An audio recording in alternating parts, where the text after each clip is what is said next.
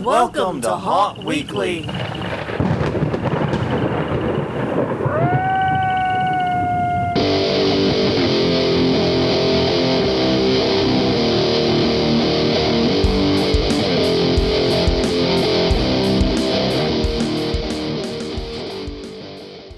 Hello, everyone. I'm Jonathan. I'm Crystal. And this is Haunt Weekly, a weekly podcast for the haunted attraction, haunted entertainment community. Whether you're an actor, owner, or just plain aficionado, we aim it to be a podcast for you. And we come at you once again on a hopefully happy Monday. We're recording on Sunday. If you're joining us in the live chat, the recorded version goes up on Monday. Yes. So, but whenever you are enjoying us, because it could be any time in the future. It could. Any time from the present to the future. It's an infinite thing here.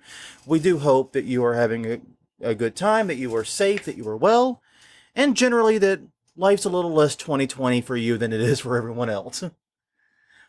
But on that note, if you are able to, take a moment, go to hauntweekly.com, find us at Haunt Weekly on Twitter, all one word, HAUNTWEEKLY. I forgot to spell weekly for a second there. Wow. Got their haunt fine.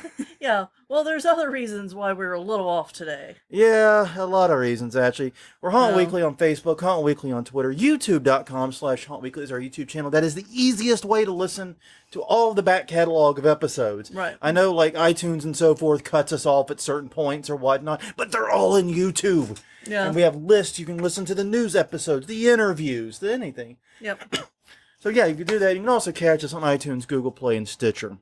And while you're checking out hauntweekly.com, swing by our COVID-19 page.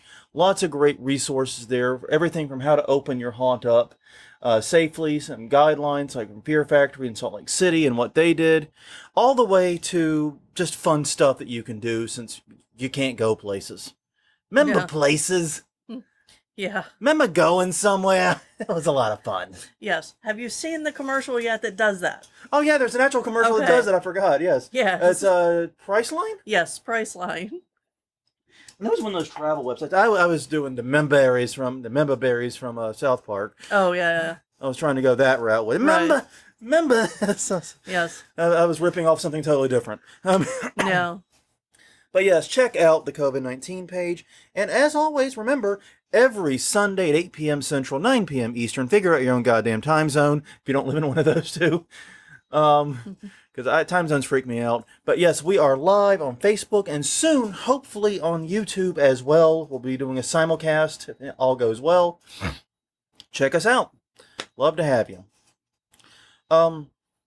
Quick, some housekeeping and intro notes. First things first, if you know some small haunt vendors that would like a plug here and love some attention, send them to us at all those places I just listed. Direct message us on Twitter, send us a message on Facebook, comment, whatever. We get it all. Let us know about these wonderful small haunt vendors. We're trying to use your recommendations rather than just pulling from like random lists. Yeah, because I mean, I've got lots of local artists that I could recommend. You know, I'm ordering something later tonight, actually, that's a custom-made job. But yeah, we want to keep it to the haunt industry, the haunt industry and businesses that you guys know and you guys trust. Yes, you know, you trust, and that, you know, kind of fit with our line of thinking too. Yeah, and basically are decent people and decent members of the haunt community. Yeah. So yeah, send us some names. Drop us. We're not looking for sponsorship money or anything like that. No. This, believe me, our sponsor. We'll pay you $5 if you let us. we pay for this to be made every week, for the prizes and everything else. So it's not like we're doing this. You know, it's like our haunt. We do this because we love it, not because we're gonna. We love some weird, stupid things, is what I've learned. We love things that make us poorer. Yeah, we do. Yeah. There's a reason we have no money, like ever. But yes. All right. Now, last week we did not have a question for the question of the week for the audience. Right. And that was because we had a guest and we do an interview and we give them as much of the time as we can, is the general rule, because that's what they're there for. Yes. They're taking time out of their busy schedule to talk to us. We want to make sure they get as much time as we can give them. So we didn't do a question of the week. Now, Crystal, who was last week's winner? The week before, 2 of 48? Joseph Bradley. Joseph Bradley. We mentioned it last week. But yeah. We couldn't do the live video last week, so we are repeating it for all of you here. Yes. Yes, we did mention it in the podcast, but yeah, the last week's live video got kind of borked, and I figured out a way around it now, which is one of the things I was hoping to test this week. Which brings us into the housekeeping note. We were going to do a new streaming system this week. Yes. I did not do it. It turns out we could not stream to an event we did not create in it. Right. Which is stupid. Yeah, so it's what we're kinda going to do is I'm going to create the next one using it, and then we're going to jump in on it. So hopefully we'll have the new system. I'm really excited about it because not only will it let me actually see the chat instead of me having to do like lean on Crystal and, and like... Snoop and shoulder surf poor Crystal here, who's already got too much to do. Now she has to be the sole moderator of the chat. It's nuts. So I'll be able to help and contribute some with that. That'll be good. It should lead to better graphics, better recordings, a better look for our live stream. I'm excited about it. We're going to start with baby steps. We're just going to try to get what we're doing now. But soon, we're going to have the ability to have those little pop-ups when you guys like the page or thumbs up the event or whatever. So that way, you can be part of the podcast in that way too. Exactly. It'll be fun. It'll be fun. Yeah. Also, other housekeeping news. This is probably bearing the lead champion of... No kidding. Champion of 2020 here. There was a little bit of a virus going. No. No. No, we are under the gun of such a shit year. yeah. It's gotten to the point where every time either you or Ellie say, or you groan or exasperation, and I look up and go, "What now?" Exactly. I scream to the heavens, "What now?" Yep. What fourth new horror come? Yeah. But no, we are under the gun of another hurricane. Hurricane Sally, well, it's certainly Tropical Storm Sally, expected to become Hurricane Sally in short order. Yep. Looks like it's going to pretty much hit us. Mm-hmm. Yeah, and so we'll be dealing with that tomorrow night. But this episode should still go live tomorrow. Yeah, the plan I have right now is I'm going to do the same thing we did with Marco. Marco turned out to be a big wet fart. Yeah. Turned out to be more Marco's stunt than, well, I don't know any other Marco Polo. I don't know what other Marcos are there. But anyways, I don't know. The Marco from Star vs. the Forces of Evil. Yeah. He was pretty badass. He was. But no, so the plan I have right now is I'm going to get up in the morning. This will be number one priority, getting this online. Right. This answering email. I'm not going to do writing for the blog. And we want to do a few more tidy ups in the yard and things like that. But luckily, we did all this for Marco and didn't undo it, so... Exactly. We just have to make sure it's still not undone. We're just going to go through, check a few things. Probably pull the cover off of our tent. Yeah. And that'll be the end of it. Yeah. So, yeah. Our actor tent. But yeah, it's expected to arrive about 8 p.m. local time Monday. So about 24 hours from this recording. Yeah. And we're hoping to have power and everything back by next Sunday. Yeah. We're not evacuating, for people ask. This doesn't look like it's an evacuation event. And we are not people that can't live without power or with limited power for a few days. Yeah. But we will be expecting impacts from the storm. We'll keep everyone updated. Watch the Facebook page. Watch the Twitter page. Yeah, because we will be able to sell, usually we're able to get cell. Well, we were able to get cell service after Hurricane Katrina. Right. And that was a much, much bigger storm. It was. I'm going to be very curious about our internet, though, because we have that wireless internet. Yeah, I don't expect it to be on tomorrow night. I don't know if I expect it to take longer or less time because of the way it works. Yeah, I don't know. I mean, Cox sucks, its own name. Yeah. And they take forever to get back up from disasters. They do. I mean, after Katrina, it was, a month and a half before we had Cox back at our house or something like that? It was ridiculous. Mm-hmm. Because we were there 3 weeks after the storm, still didn't have internet. We had water, power, gas, everything but no internet.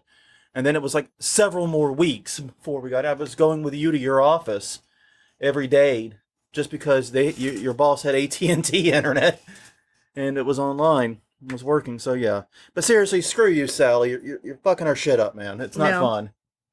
Yeah, exactly.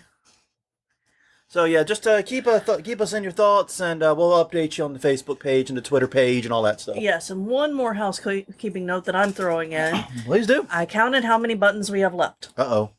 We only have 6. So either we're going to have to get the button maker that we've talked about, or the next 6 winners, and that's it. There's no more buttons. So. Well, they maybe can do winners of something else, but. Well, yeah, I'll still do, but the buttons are a limited run. Yeah, that's true. Well, and these were by the great Derek Muehlberger. Yes. So these are awesome buttons, a lot of fun, and he literally his packaging skills were very interesting. He sent like this envelope bursting at the seams with button. It was a box. It was just taped over a couple of times. No, the first one was the bag. He sent us 2 shipments. One was in a bag, and it's like, how did this make it? I am genuinely impressed. Maybe I can find that other one because maybe they aren't all together. Maybe. But in the box, there are only 6. So we're running low on buttons. Got it. Yes. So question of the week this week, which brings us to the question of the week. Exactly. What is your day job? Now, some of you are full-time professional haunters. Right. I get that. But that's not the majority of this industry. Most haunters I know, even ones that run fairly successful haunted houses that make good money and are open year after year after year, have day jobs. We have landscapers, postal workers, right? Teachers, carpenters, a fair amount of tradespeople, obviously, in the haunt industry. That makes perfect sense. Mm-hmm. We have a banker I know of. So we have a lot of different jobs. What's your day job, and how does it influence your haunting? Find some way to connect it in. You know? So that's the question of the week. And I'm very curious to see what you all think. My day job, for those that don't know, is I am a copyright and plagiarism expert. Do expert witness, content enforcement, content tracking, and plagiarism analyses is my area of expertise. I serve in court. I serve as a witness in court cases fairly regularly. Go on public speaking tours occasionally. Yeah. And I write the blog Plagiarism Today, which is now 15 years old. It just turned 15 last month. Yeah. It's 15 years old. It has over 4,000 articles on it. And it's probably the biggest site on plagiarism on the internet in terms of like notoriety, outside of like maybe Turn It In or something like that. Yeah. But it's which you also wrote for a I while. also wrote for their blog. So yeah. But yeah, so that's my day job. Now, how does it connect to haunting? Well, one is it means I can do all those IP and haunting talks at HauntCon. Yes, it means that you get booked to talk about things that people don't necessarily have the resources to know themselves. Yeah. But the way I think it most impacts my haunting is the public speaking aspect of it really comes in. I'm a very, very energetic, active public speaker. If you think I'm brimming with energy on these podcasts, you ain't seen nothing yet. No, he's got to sit in a chair and have a stationary mic. Yeah, I got to talk into this mic. I got to sit here. It's rough. I want to run around this room screaming and basically. So that's kind of what I do when I have the freedom. I believe one of my friends was watching a live stream of me and said, "Someone, quick, throw a towel over him like it's James Brown and calm him down."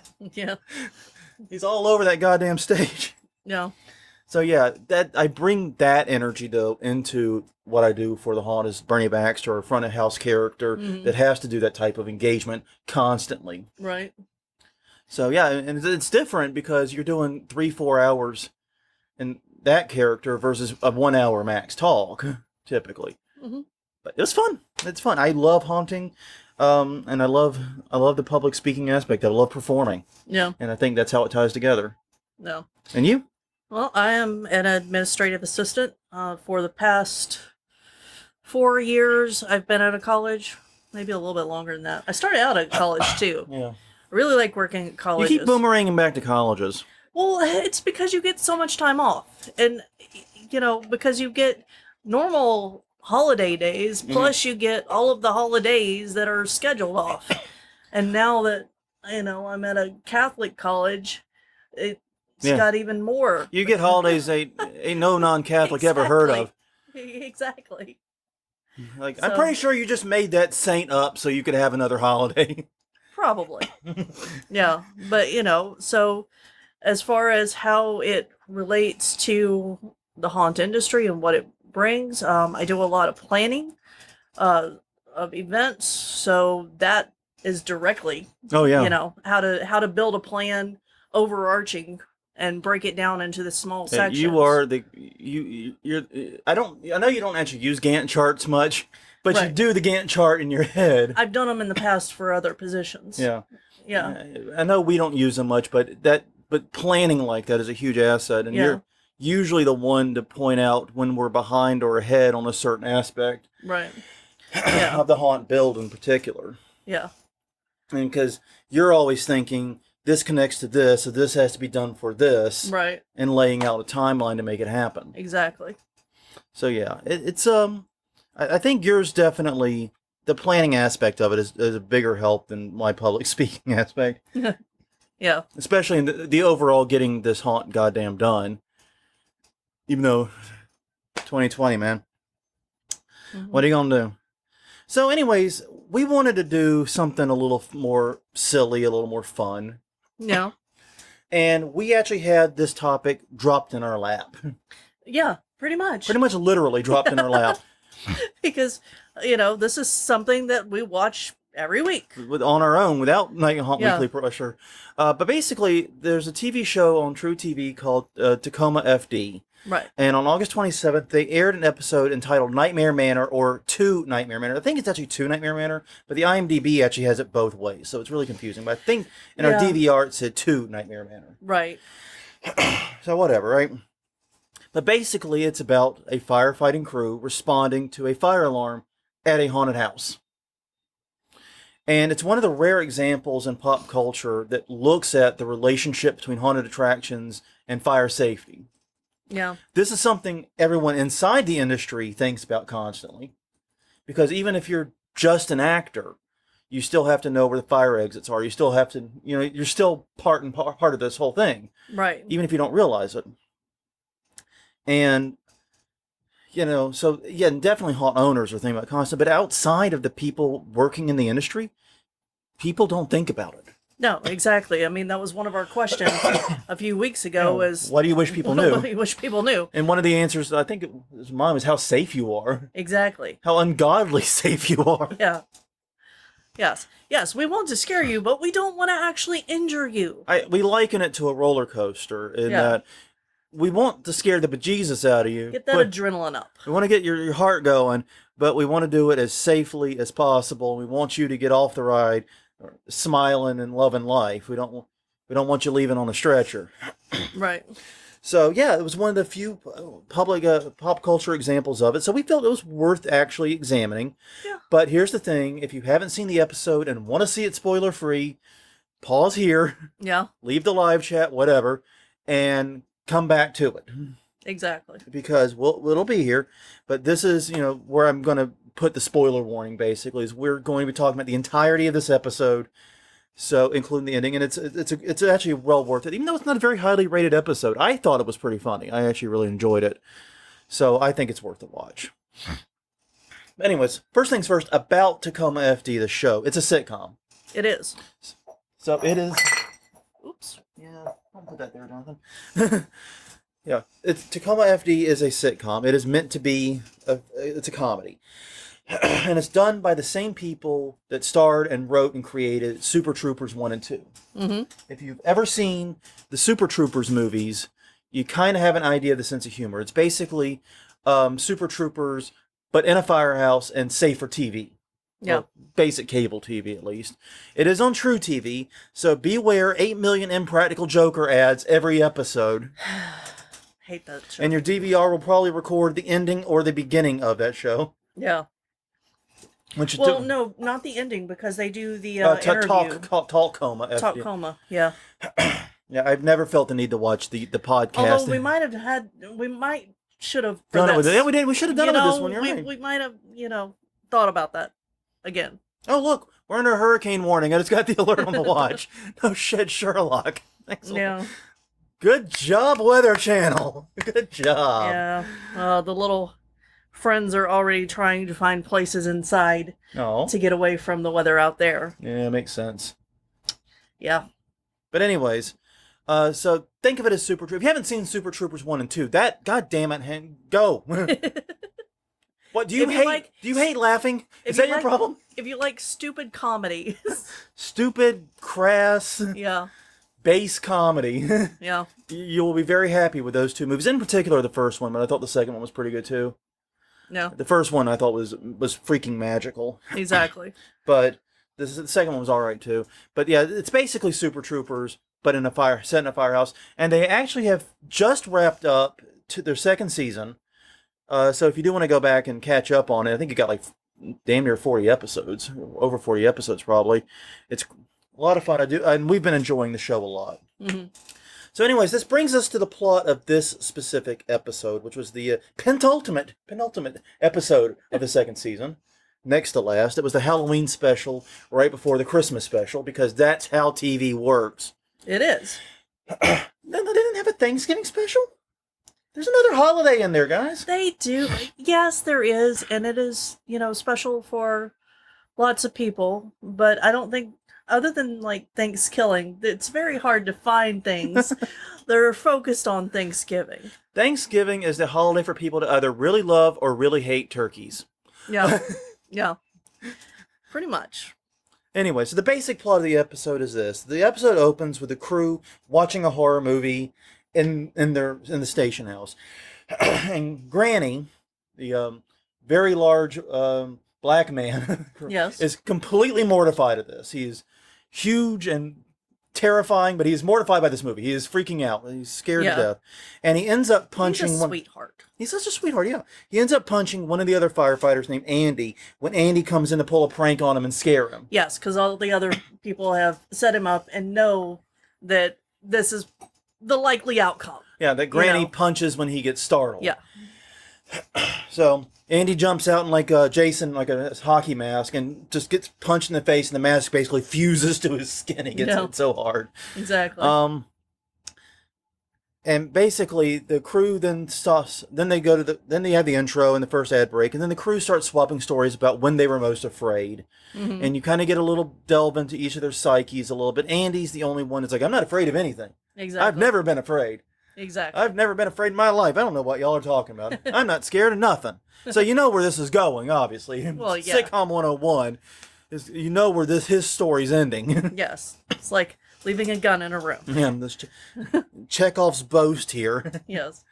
But one of the members, Ike, reveals that he was the executioner for a Nightmare Manor, which is a haunted attraction that's in the area, in the Tacoma area, apparently, according to this universe. Right. And his greatest moment of terror, according to him, was he scared some dude, and he just dropped of a heart attack right there, and he just froze. According to Ike, he just froze. He had no idea what to do. He couldn't find it to call for help. He couldn't find it to give CPR or anything. Yeah. He just froze, and that was his worst moment. Yeah, and someone else saw it happen and came in, and the guy was fine. Yeah. But this is what inspired Ike to become a first responder. Yeah. And that's basically, he went, like, according to him, he was like straight from there to firefighting school and whatever else he was doing. Nope. Like a firefighting academy. What do you go to learn to be a firefighter? Academy? School? College? We know a lot of firefighters. We should really can just ask one of them. them. We should really ask one of the multitude of firefighters we know, shouldn't we? Yeah, I think with the volunteer firefighter, you show up. And, you show up and sign the waiver. And then they give you training on the job. But I'm not positive. But anyway, so Ike shares that story. And then through the magic of Hollywood coincidence, they get a call for a fire alarm had been tripped at Nightmare Manor. Yeah.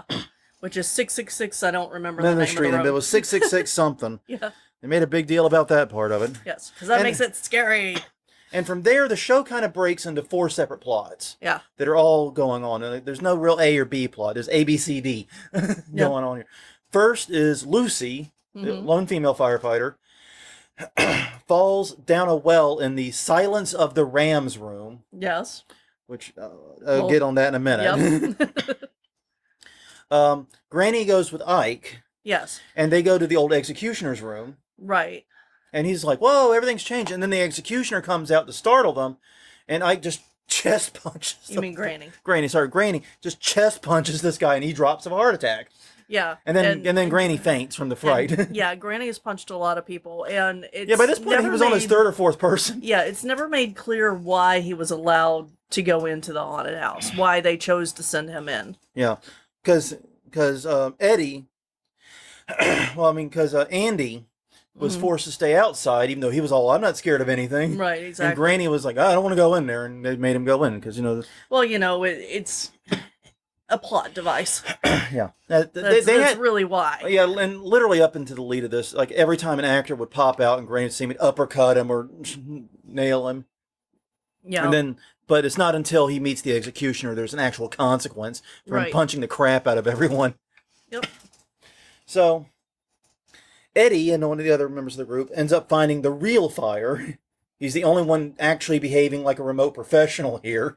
Tracks down the box to bring up the house lights and goes and finds the fire. And it was just a popcorn call, basically burning popcorn in a microwave. No. Set off the smoke alarm.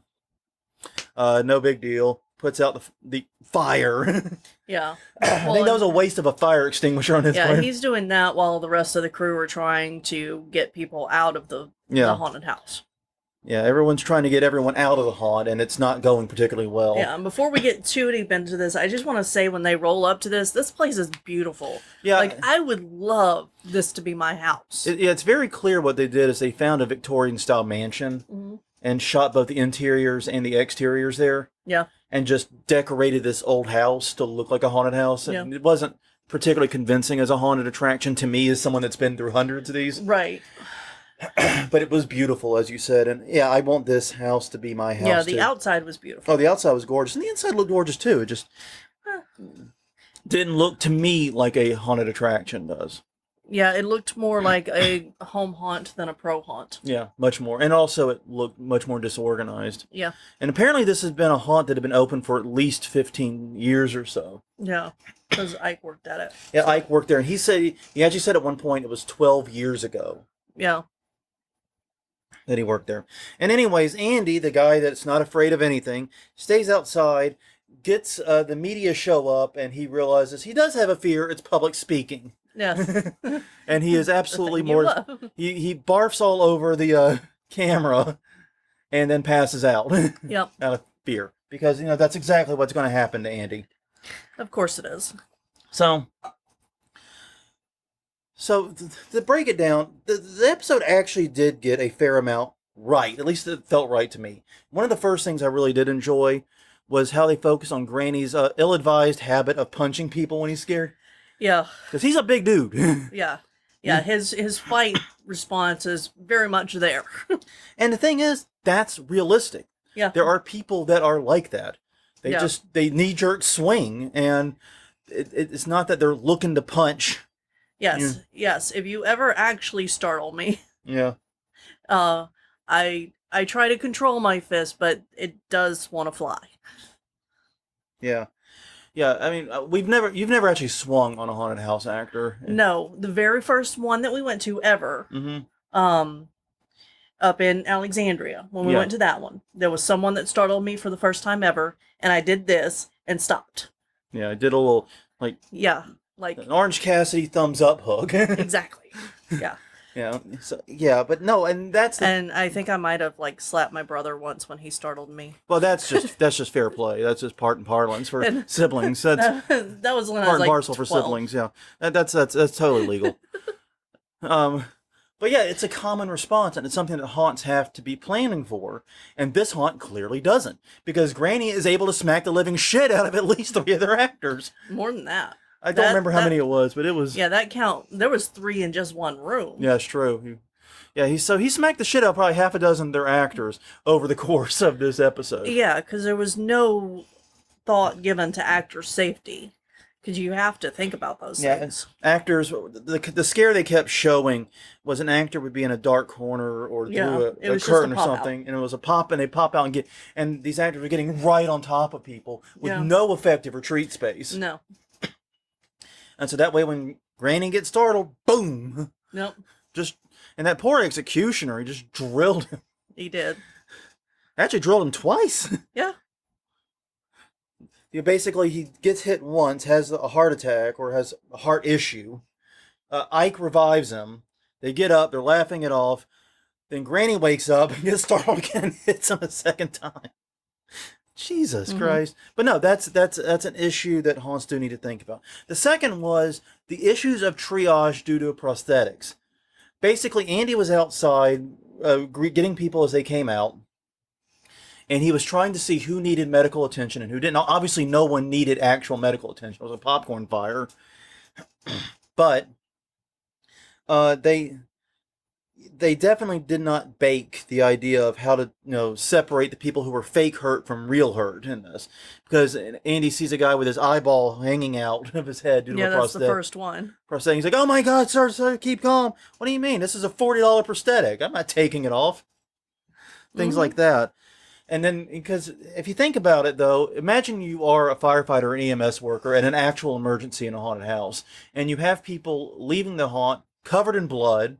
Is it fake blood or is it real blood? I mean, we all have the is it fake blood or is it real blood debate every year when we're working on our haunts. Yeah. It's the classic game. Yeah, it is. And, whenever the one time that we had to go to the emergency room on Halloween night, I was still in full makeup. Yep. And this makeup was probably some of the goriest I've ever done. It was a half clown, so the bottom half was like ripped off and bleeding, and I'm taking him to the emergency room, and everybody's like trying to help me, and I'm like, no, I'm not the. And they're like, oh, right, it's Halloween. Yeah. I was the injured one, and I wear a latex mask, so I didn't have any makeup effects on me or anything, but I had a dog bite on my right arm. Yeah. had to get looked at. Exactly. So that was fun. The third thing I liked, and the thing they got right, was the dealing with medical emergencies in the haunt. Ike talking about how the guy had the heart attack and he froze and didn't know what to do. Exactly. You have to realize that's a very real possibility. Haunt actors are not first responders unless they are first responders, obviously. But, you can't just say to your haunt actors, take a first aid course, and if someone has a heart attack or whatever, you can jump in and help. Right. That's not how it works. You do not know how your actors are going to react in those types of situations. Yeah. So you have to make sure that you have a way to get help where it's needed, even if the actor is frozen. No. So I actually liked that they talked about and how he did overcome it and become a first responder. Right. And overcame that fear, and that was really cool. But yeah, that's something you have to think about with your actors, is how they're going to respond in an emergency. It will not always be predictable. Mm-hmm. You can write it in the manual 100 times. Right. What to do. Call for help. Press this button on the wall, whatever. But if the actor freezes in the moment, which is possible, then yeah, you need to find a backup solution to getting help. And the other thing was the difficulty of getting customers to leave or move. Yeah, because the customers were thinking, well, especially because, the haunt lights were still on. They thought that the firefighters were part of the scene. Yeah. So that in fact, work very well. The very first time that they ran into the customers, I believe it was one of the customers said, "Ooh, big scary firefighter," or something like that, exactly. Mocking them. And I was like, I've been to a lot of haunted houses. No. I don't think I've ever seen a firefighter character in a haunt. No. Seen cops and security and... Yeah, and good on our industry for not using it. Yeah, I think that may be something that we have to keep sacred. No. If you see a firefighter, you should assume they're real. No. Exactly. We use police officers and obviously hospitals and medical staff up the yin-yang and haunts. Right. But I don't think I've ever seen a firefighter, and I'd like to keep that one that way because, some things are a safety issue, like you don't use your signal for trouble if there isn't trouble. Exactly. Yeah. So basically, but those were the things I really felt like the episode got at least mostly right. Mm-hmm. And this is stuff that I think the haunt industry can learn from and think about. I mean, I had never actually pondered the issue of triage of an actual emergency when everyone's covered in blood and with prosthetics.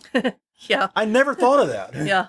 That episode was the first time I thought, I'm like, oh, Jesus, that would be nearly impossible. Yeah, so we would, now we would think about, okay, if you're not injured, don't need medical attention, you go over here. Yeah. If you are injured, then you go over here, Like actual injury, like one guy's like, I got a splinter in my foot. Yeah. No, that's not where we're here. You deal with that on your own time. Yeah. And how did you get a splinter in your foot in the haunt? I don't know. He was wearing shoes. I have no idea. I know. That's very impressive. He just showed up with it? Maybe. And just didn't, take it out? I don't feel like I gotta go to work. I don't feel like... Yeah. Okay, so the things that I did find a little bit infuriating that I think they got wrong What haunted house fire system doesn't have sprinklers? Yeah. Everything, and let's just be clear, everything about the fire system in this haunt was wrong. It was. Just wrong. Yeah. They were using fog machines inside, which made it hard for the firefighters to determine they come in fire. Yeah, they come in full mask, thinking it's smoke, and then they realize, no, it's a fog machine. Yeah. We can take these off, take the respirators off, and breathe. Yeah, but I mean, I still don't understand why they did that. Because if it was a real fire somewhere in the building, it still would be producing real smoke somewhere. Yeah, that did seem. They wanted us to see their pretty faces in the TV show. I know. So they're not real firefighters, obviously. Obviously. But yeah, basically, when the alarm went off, sprinklers, especially if it was hot enough, the sprinkler should have been activated. Yeah. And at the very least, the house lights should have come up and the haunt lights should have gone down. It should have been immediately obvious to every man, woman, and child in there that something was up, and that this is not part of the show. Yeah. And so long story short, it's like this, there's no way this fire system was up to code in any system. I mean, at all, because, and this actually came out a lot because a lot of the actors, pretty much everyone in the haunt, customer and actor, was unaware there was an emergency. Exactly. Like, nobody was trying to get out. You didn't have the actors, or security for that matter, because there was no security in this haunt either. They weren't telling people, we got to get moving. We got to, check our area and get the heck out of here. Yeah. Because you'd think if it's bad enough to trip an alarm or for the owners to call about it, then somebody would be there responding. Yeah. And nothing like that happened. This fire suppression, the system wouldn't pass muster in an office building. I don't think it would pass any kind of muster in a haunted attraction. I mean, the argument you can make if you wanted to give them back their realism was, since it was an old house, maybe they were grandfathered. But I don't think that is how haunted attractions work. If you're going to run a haunted attraction, you have to meet very specific requirements. The next thing I found frustrating is, where the hell are the emergency exits? Yeah, they weren't clearly marked. I didn't see a single one. No, the pathways also were not clearly marked. Yeah. The only reason I think Ike made it through so many scenes is because he worked there and knew he was leading Granny and knew where to go and where to step. If he hadn't worked there, everyone else got lost. Yeah, I still don't know how Eddie found the damn switch box. Lucy fell in a goddamn well. Yeah, which should not be possible. Which, by the way, I didn't put that in the list, but I should have. What the fuck? An open well in the middle? Well, and you've also got, the character in there that's not in clothes. Yeah. He's got a robe on. Yeah, that's he was a Buffalo. He called himself Buffalo Phil. Yes. I think it was, and it's like, it's a copyright thing. I'm like, no, it's trademark. Yep. You're still in copyright. You're still in copyright. Yeah. You're just trying to avoid the trademark side of it. And come on. But actually, they did point out one thing in there that I found interesting, and I had not considered, was that he said that nobody watched Silence of the Lambs. Nobody knew who he was. Yeah, exactly. And Lucy had no idea. Right, because she's younger. Yeah. And so that's something I thought about, with one of the dangers of using pop culture characters, I mean, other than the legal concerns, is not everyone has the same touchstones you do. No. Not everyone has seen Silence of the Lambs. As crazy as that sounds, there's a significant portion of this population that has not seen Silence of the Lambs. Yeah, so whenever he's in there doing his shtick, nobody's getting it, and it's just people think this guy's a nutter. It just seems creepy, a naked guy, A naked guy in a haunted house, basically. Yeah, with a tuck, apparently, that's done very well. Yeah, so, but yeah. The next item up for bid is, where was the security? Yeah, exactly. Where was the detail cop? Where was any security for this haunt? Yeah. Nowhere, that's where. No. There was no security. There was no... It didn't seem like there was communication even between the actors or zone... No. Actor managers. Yeah. Well, everyone they interacted with was either a customer or an actor. Yeah. There were no officials there. There was no no polo shirts, as I sometimes call them. No, exactly. No polo shirts. We didn't even meet the owner. Didn't meet the owner. Didn't meet the manager. No. Everyone there was either an actor or a customer, Mhm. and nearly all of them, in fact, all of them, were unaware of the alarm. Right. That's not a very good fire alarm if it doesn't alert people. If it alerts the fire department, but not the people inside the goddamn haunt, Hmm. that is a failure, my friend. Yeah. That is literally backwards. You get the Hmm. people out, and then if the fire department isn't notified, you can call them. Yeah, exactly. You have other ways of contacting them. You do not have other ways of alerting the people. No. Oh man. I also found it frustrating that the firefighters were not prepared for this. Right. They should have had blueprints on file. They should have had the ability to see what the layout was, basically, for this. Hmm. I know pro haunts, at least in this area, have to submit the professional drawings Right. Of the layout. of the layout, every year. and a copy of that is sent to the local fire department. Mhm. So they should have Yeah. had that, and not have to do all the chicanery to find the box and Yeah. traipse through every scene in the haunted house. Well, in an actual fire emergency, you might not have time to pull that, but Yeah. but I would think that I would hope, and Chris Gay is tuned in, and he is a firefighter, so Yes. I've asked him about the firefighter school. But I would hope that maybe at the beginning of season, you would say, okay, this is the haunt, this is how it's laid out. If we get called out, this is what we're going to do. Yeah. Because This is that the just entrance. That's the seems- easiest for you to access. Exactly. Everything. This is just Don't come in the front door because that's going to Right. take too long. Come in the side door here. Yeah, we'll Yeah. meet the person here. I'm sure that there are meetings, and if anybody's works at a pro haunt and is in the management level that would have these conversations with your local fire department, Mhm. let us know if this is how it works, Well, because it seems like it should be how it The works. local fire department knows what our haunt layout is. It is. Mostly Yeah. because they come by every year. Yes. Yes. But they know our layout. They know it pretty well. Yeah. They can almost navigate it as well as I can. Mm-hmm. And also the firefighters did show an amazing lack of concern for the actors. Yeah. Like they go through the Hall of Hands, which is a waste of 10 actors at least. Yeah. More than that. It was a waste of actors. You're paying a lot of money for this Hall of Hands. Yeah. And they go through there, and even though there's all these people behind the walls reaching through and trying to do the grabby thingy, they didn't tell any of them to get out. No. Not until the chief came through. Yeah, Chief came through later, but Yeah. Ike and Granny went through there and just, fuck these guys. Yeah. Kindling. No.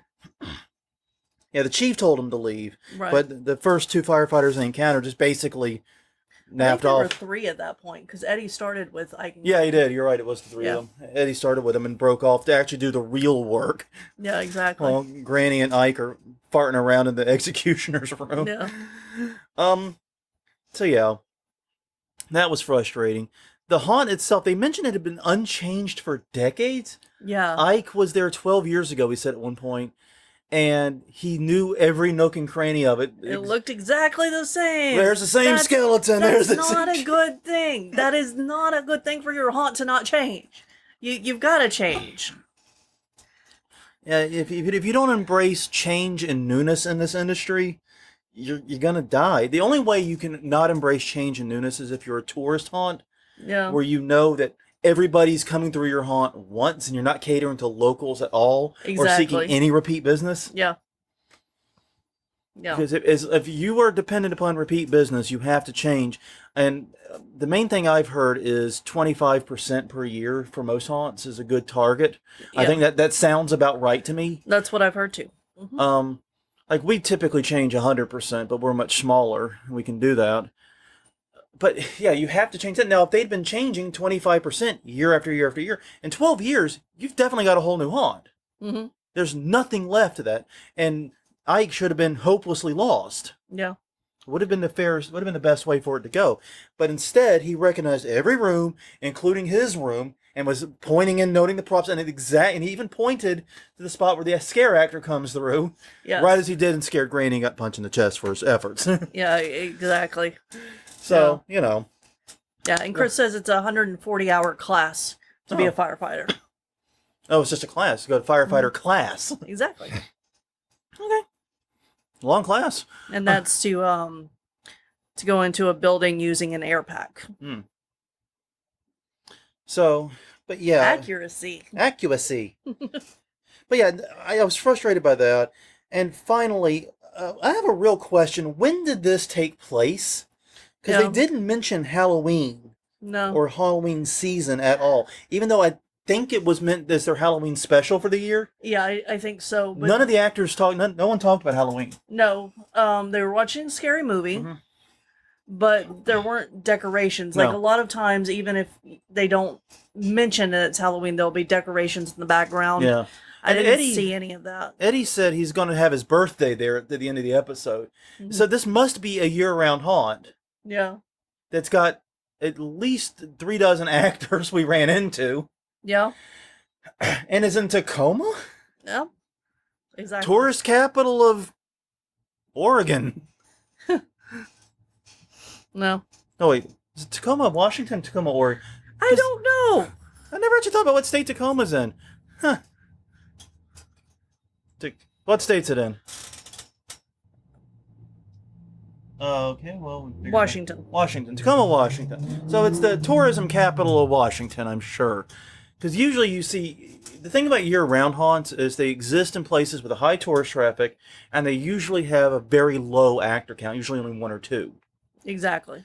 I don't think I've been to a year-round haunt that was what I would consider fully staffed for a haunted house. Mm-hmm. So yeah, that was a bit weird to think of this idea of this amazing, beautiful, huge year-round haunt in Tacoma. I would love for there to be amazing, huge year-round haunts in random places like Tacoma. Yeah, exactly. But we know that's just not true. You find them in tourist destinations, like you'll find them near theme parks. You'll find them near, board beaches, like Galveston has one. Yeah. And also lots of the Ripleys have year-round haunted houses. Yep. So yeah, all in all, I mean, I know this sounds like we came up with a lot of criticism of this episode. Right. It's a sitcom. Yeah. I don't take any of that too hard. No. It was a fun episode. I enjoyed it. I got some good laughs out of me. Yeah, and I think that it showed the haunt industry in a good light overall. Other than apparently we are shitty at building fire alarms. Yeah, apparently we don't care about fire safety. No, that part's not true. That part of that we are not allowed to not care about fire safety. Exactly. That's illegal. Exactly. But no, I think it was fun. I think it was a fun way to introduce fans of the show to the idea of haunted houses if they haven't been for some reason. And it definitely didn't do more harm like some of the things that we've reviewed in the past. Yes. That actively harm the industry. Yeah, I mean, yeah, this is fun. And that's the important thing. Yeah, we came up with a bunch of nitpicks and bitchiness, and I know it comes across as, you didn't defend our industry, baby. I'm a comic book guy, but for haunted houses now, basically. Worst episode ever? But no, that's not the point. It was a very enjoyable episode. We had a great time watching it. And like you said, it portrayed the haunted attraction industry in a positive light. I really think it was a good episode that you should watch and enjoy. And I think it's a great TV series, too. I hope it gets picked up for a 3rd season. Yeah. Because I've been really enjoying it. Yeah, so all in all, just, check it out. It's a lot of fun. If you're a haunter, there's definitely some cringe to be had. Yeah. Especially when you realize how shitty that fire system was. Yeah. Yeah. Oh, God. But, but that's just it. If the fire system had not been that objectively terrible, it would have been a 3-minute episode. Exactly. And look, everyone's already outside. They go straight to the fire. They put out the popcorn fire and go home. Exactly. You don't get Granny punching his way through half the staff. You don't get... No. You don't get Lucy falling down the well. You don't get... Apparently, Kirby Farm Mike has said that it did get picked up for a 3rd season. Yay! Yes. I didn't hear that. Thank you. Yes. Yeah, I'm very happy about that. I've really been enjoying Tacoma FD. It's been one of my favorite shows. Yeah, it's a nice, bit of comedy in this crappy ass year. Yeah, and it's lighthearted in a way that not a lot of shows are, and that it never takes itself seriously. Mm-hmm. I don't think there's a serious bone in that TV show's body, and I like that. Oh. What? So apparently, I'm in chat. Yes, obviously. So Chris is saying that he can't tell how many times He shows up at a fire, a real fire at a commercial zone, and is told that, it's in zone 125 is what he said. And there's no plan, and they've not been giving any instructions about where that is. So maybe they did get that part right. Maybe they did. Okay, I know all about building haunted houses, but I've never been a firefighter, so I will trust the expert. Exactly. Trust the expert on it. If so, that is fucking horrible and frightening. Yeah. Where and haunters, let's not make that the norm. Let's do better. Yeah. No. I mean, why not invite the firefighters out before season starts? Yeah. At least one person, the chief or somebody, and get them over there and say, "Hey, this is what we're doing. This is our. If you need to get at our control box, here it is." Yeah, exactly. This is our plan. If we ever have to call you, this is where we will meet you, so that we can guide you to wherever it is you need to go. Yeah, exactly. I mean, God, I don't understand. I am surprised by this. Like, this is mind blowing to me that people don't know how to plan. Going back to my day job. Where planning is key. Man, that hurts my brain and hurts my heart to hear that. Yeah, no kidding. It makes me, because I think about all the guff the haunts have to go through with fire marshals and fire safety. Yeah. And to find that other buildings, other commercial buildings, so forth, aren't doing even a quarter of that. Yeah. Ugh. Damn it. Janet. Oh, man. So anyways, that brings us back to the question of the week. Do we have a few answers? Sorry, I'm still reading the chat and being completely amazed at how unprepared people are to deal with actual emergencies. At least I can say we think about emergencies and do the best we can to plan for them. Apparently that's more than a lot. Yeah. I didn't think that would make me feel special, but here we are. Mm-hmm. All right. Question of the week was, what is your day job? As noted, we have firefighters, we have first responders, we have tons of people. So what are some of the answers we have? Yes, Chris Gay is a firefighter and EMT. Yes. Sean O'Loughlin works for a seafood advocacy group in the education department, making online courses, informational videos, and hosting a seafood and sustainability podcast.